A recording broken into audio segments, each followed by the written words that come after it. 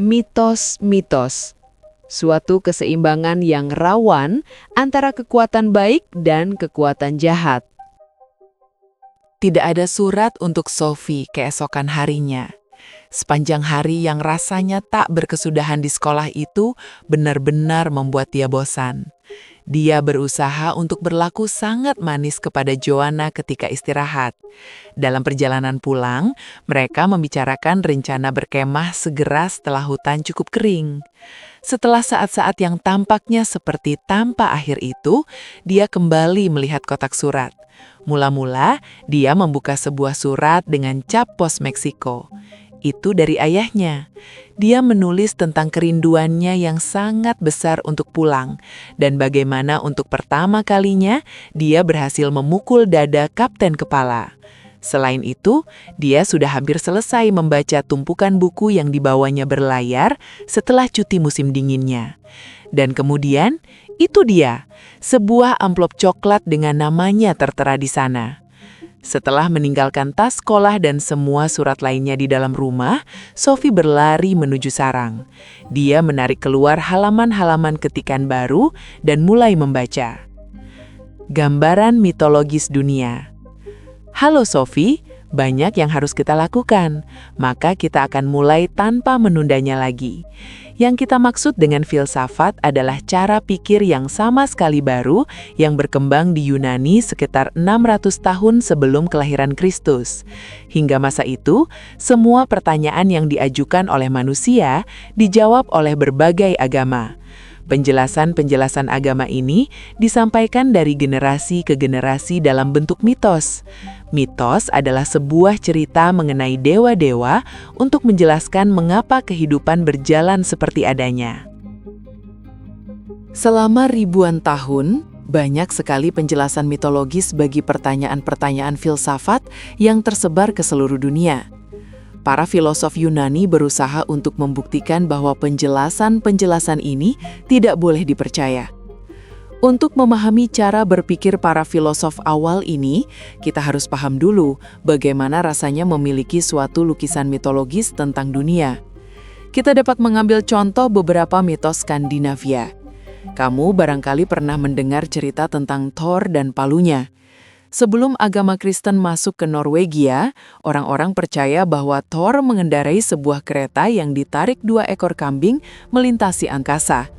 Ketika dia mengayunkan palunya, akan terdengar guntur dan halilintar. Kata guntur dalam bahasa Norwegia, Tordon, berarti raungan Thor. Dalam bahasa Swedia, kata untuk guntur adalah aska. Aslinya asaka, yang berarti perjalanan dewa di atas lapisan-lapisan langit. Jika ada guntur dan halilintar, pasti ada hujan, yang sangat penting bagi para petani Viking. Maka, Thor dipuja sebagai dewa kesuburan. Penjelasan mitologi untuk hujan karenanya adalah bahwa Thor sedang mengayunkan palunya. Dan jika hujan turun, jagung berkecambah dan tumbuh subur di ladang. Bagaimana tanaman di ladang dapat tumbuh dan menghasilkan panen tidaklah dipahami, tapi jelas itu dikaitkan dengan hujan.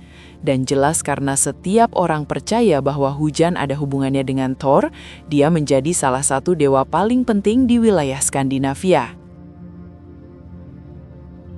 Masih ada alasan lain mengapa Thor dianggap penting. Suatu alasan yang berkaitan dengan seluruh tata dunia. Orang-orang Viking percaya bahwa dunia yang dihuni itu merupakan sebuah pulau yang selalu terancam bahaya dari luar. Mereka menyebut bagian dunia ini Midgard, yang berarti kerajaan di tengah. Di dalam Midgard terletak Asgard, tempat bersemayam para dewa. Di luar Midgard adalah kerajaan Utgard, tempat tinggal para raksasa yang curang, yang melakukan segala tipuan keji untuk menghancurkan dunia. Monster-monster jahat seperti ini sering dianggap sebagai kekuatan-kekuatan pengacau. Bukan hanya dalam mitologi Skandinavia, melainkan juga dalam hampir semua kebudayaan lain, orang-orang mendapati bahwa ada suatu keseimbangan yang rawan antara kekuatan baik dan kekuatan jahat. Salah satu cara yang digunakan para raksasa untuk menghancurkan Midgard adalah dengan menculik Freya, dewi kesuburan. Jika mereka dapat melakukan ini, tidak ada yang dapat tumbuh di ladang dan para wanita tidak dapat lagi mempunyai anak.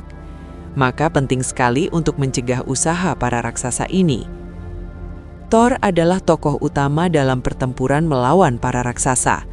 Palunya bukan hanya digunakan untuk membuat hujan, melainkan juga merupakan senjata yang menentukan dalam pertempuran melawan kekuatan pengacau yang berbahaya. Palu itu memberi Thor kemampuan yang hampir tanpa batas. Misalnya, dia dapat melemparkannya ke arah para raksasa itu dan membunuh mereka. Dan dia tidak perlu khawatir palu itu hilang, sebab ia selalu kembali kepadanya, persis seperti bumerang. Inilah penjelasan mitologis bagaimana keseimbangan alam dipertahankan dan mengapa selalu terjadi pertempuran antara kebaikan dan kejahatan. Dan inilah tepatnya jenis penjelasan yang ditentang oleh para filosof. Namun ini bukan masalah penjelasan semata. Manusia tidak dapat hanya duduk termangu dan menunggu para dewa turun tangan, sementara bencana seperti kekeringan atau wabah melanda.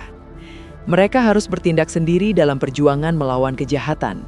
Ini mereka lakukan dengan menjalankan berbagai upacara agama atau ritus. Upacara keagamaan paling penting di zaman kejayaan Skandinavia adalah upacara persembahan. Memberi persembahan kepada seorang dewa dapat meningkatkan kekuatan dewa tersebut. Misalnya, manusia harus memberikan persembahan kepada para dewa untuk memberi mereka kekuatan guna mengalahkan kekuatan pengacau. Mereka dapat melakukan hal ini dengan mengorbankan seekor binatang kepada sang dewa. Persembahan untuk Thor biasanya adalah seekor kambing. Persembahan untuk Odin biasanya berbentuk pengorbanan manusia. Mitos yang paling dikenal di negeri-negeri Skandinavia berasal dari puisi edik syair Thrym. Puisi itu menceritakan bagaimana Thor, ketika bangun dari tidurnya, mendapati bahwa palunya hilang. Ini membuatnya begitu marah sehingga kedua tangannya gemetar dan janggutnya bergoyang. Dengan ditemani pengikutnya Loki, dia pergi mendatangi Freya untuk menanyakan apakah Loki boleh meminjam sayap Freya agar dia dapat terbang ke Jotunheim, negeri para raksasa, dan mencari tahu apakah memang mereka yang telah mencuri palu Thor. Di Jotunheim, Loki bertemu dengan Thrym, raja para raksasa, yang membual bahwa dia telah menyembunyikan palu itu 7 lapisan di bawah bumi. Dan dia menambahkan bahwa para dewa tidak akan mendapatkan kembali palu itu, kecuali jika Freya diserahkan kepada Thrym sebagai mempelai. Dapatkah kamu membayangkannya, Sophie? Tiba-tiba para dewa mendapati diri mereka berada di tengah peristiwa penyanderaan. Para raksasa telah merampas senjata pertahanan paling penting milik dewa-dewa. Ini adalah situasi yang sama sekali tidak dapat diterima. Selama raksasa-raksasa itu memiliki palu Thor, mereka sepenuhnya menguasai dunia para dewa dan makhluk hidup lainnya. Sebagai pengganti palu itu, mereka menuntut Freya, tapi ini sama-sama tidak dapat diterima. Jika para dewa harus menyerahkan dewi kesuburan mereka, dia yang melindungi seluruh kehidupan, rumput akan lenyap dari ladang, dan semua dewa dan makhluk hidup lainnya akan mati. Situasinya benar-benar seperti menghadapi jalan buntu. Loki kembali ke Asgard, demikian dikisahkan dalam mitos, dan menyuruh Freya untuk mengenakan gaun pengantinnya, sebab dia, harus mengawini si raja raksasa. Freya sangat marah dan mengatakan orang-orang akan mengira dia benar-benar gila lelaki jika dia setuju untuk mengawini seorang raksasa. Kemudian Dewa Heimdall mendapat sebuah gagasan. Dia menyarankan agar Thor berpakaian seperti seorang mempelai wanita. Dengan rambut ditata ke atas dan 2 batu di balik tuniknya, dia akan tampak seperti seorang wanita. Dapat dipahami, Thor tidak begitu bersemangat menanggapi gagasan itu. Namun dia akhirnya menerima bahwa inilah satu-satunya cara agar dia dapat memperoleh kembali palunya. Thor pun membiarkan dirinya didandani dengan pakaian pengantin wanita dengan Loki sebagai pengiring pengantinnya. Jika dikemukakan dengan istilah masa kini, Thor dan Loki adalah dewa-dewa yang menjadi pasukan anti-teroris. Dengan menyamar sebagai wanita, misi mereka adalah menerobos benteng para raksasa dan merebut kembali palu Thor. Ketika dewa-dewa tiba di Jotunheim, para raksasa mulai mempersiapkan pesta perkawinan. Tapi selama berlangsungnya pesta, sang mempelai wanita, yaitu Thor, mengganyang seekor sapi utuh dan 8 ekor ikan salmon. Dia juga minum 3 barel bir. Ini mengherankan Trim. Jati diri yang sesungguhnya dari pasukan komando itu hampir terungkap. Tapi Loki berusaha untuk mengalihkan bahaya dengan menjelaskan bahwa Freya telah menanti-nanti saat untuk datang ke Jotunheim dengan tidak sabar sehingga dia tidak mau makan selama seminggu. Ketika Trim mengangkat kerudung sang mempelai untuk menciumnya, dia terkejut mendapati dirinya berhadapan dengan mata Thor yang membara. Sekali lagi, Loki menyelamatkan situasi dengan menjelaskan bahwa sang mempelai tidak tidur selama seminggu, sebab dia demikian bahagianya menghadapi perkawinan itu. Setelah mengetahui hal ini, Trim memerintahkan agar palu itu dikeluarkan dan ditaruh di pangkuan sang mempelai selama berlangsungnya upacara perkawinan. Tawa Thor membahana ketika dia diberi palu. Mula-mula, dia membunuh Trim dengan itu dan kemudian menghabisi para raksasa dan seluruh keluarga mereka. Dan dengan demikian, kisah penyanderaan yang mengerikan itu berakhir bahagia. Thor, sang Batman atau James Bond dari kalangan para dewa, sekali lagi berhasil menaklukkan kekuatan jahat. Sekian dulu cerita mitosnya Sophie, namun apa makna yang sesungguhnya di balik itu? Cerita tersebut tidak dibuat untuk hiburan semata. Mitos itu juga berusaha untuk menjelaskan sesuatu. Inilah salah satu tafsir yang mungkin. Ketika kekeringan melanda, orang-orang mencari penjelasan mengapa tidak turun hujan. Mungkinkah itu karena para raksasa telah mencuri palu Thor? Barangkali mitos itu merupakan suatu upaya untuk menjelaskan adanya musim yang berubah-ubah dalam setahun. Pada musim dingin, alam mati, sebab palu Thor ada di Jotunheim. Tapi pada musim semi, dia berhasil merebutnya kembali. Maka mitos itu berusaha untuk memberikan penjelasan kepada orang-orang mengenai sesuatu yang tidak dapat mereka pahami. Namun, mitos bukan semata-mata penjelasan. Orang-orang juga menjalankan upacara-upacara keagamaan yang berkaitan dengan mitos-mitos tersebut. Kita dapat membayangkan bagaimana tanggapan orang-orang terhadap kekeringan atau kegagalan panen dengan menciptakan suatu drama mengenai peristiwa-peristiwa dalam mitos itu. Barangkali, seorang pria dari desa akan berpakaian sebagai seorang mempelai wanita, dengan batu untuk mengganjal dadanya untuk mencuri kembali palu dari kawanan raksasa.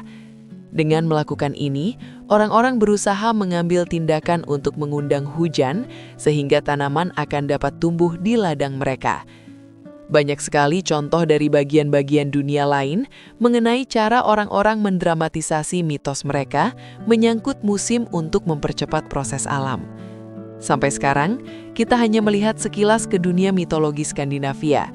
Namun, mitos yang ada tak terhitung jumlahnya menyangkut Thor dan Odin, Freyr dan Freya, Hoder dan Balder, serta banyak dewa lainnya. Pandangan mitologis semacam ini telah berkembang di seluruh dunia ketika para filosof mulai mengusiknya.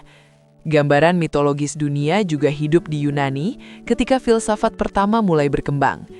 Cerita-cerita tentang para dewa Yunani telah diturunkan dari generasi ke generasi selama berabad-abad.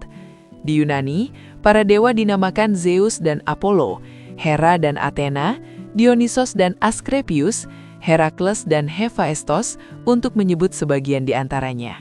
Sekitar 700 sebelum Masehi, kebanyakan mitologi Yunani ditulis oleh Homer dan Hesiod. Ini menciptakan situasi yang sama sekali baru. Kini, setelah mitos-mitos itu berkembang dalam bentuk tulisan, terbuka kemungkinan untuk mendiskusikannya. Para filosof Yunani paling awal mengecam mitologi Homer sebab para dewa terlalu menyerupai manusia dan sama egois dan sama curangnya. Untuk pertama kalinya dikatakan bahwa mitos-mitos itu tidak lain dari hasil pemikiran manusia. Salah seorang pendukung pandangan ini adalah filosof Xenophanes yang hidup sekitar 570 sebelum Masehi. Manusia menciptakan dewa-dewa sesuai dengan bayangan mereka sendiri, katanya.